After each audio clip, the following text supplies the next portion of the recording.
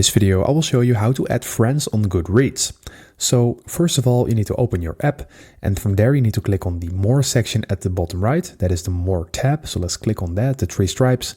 And from here, we're going to click on Add Friends. So let's go in and click on this.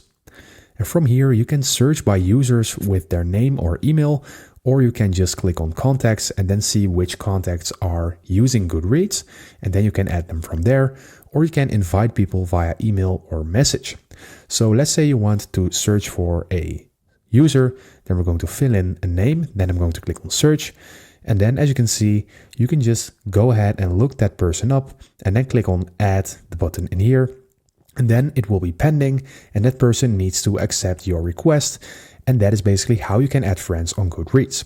And if you want to see the amount of friends you have, then you can go to More again. Then you click on My Profile.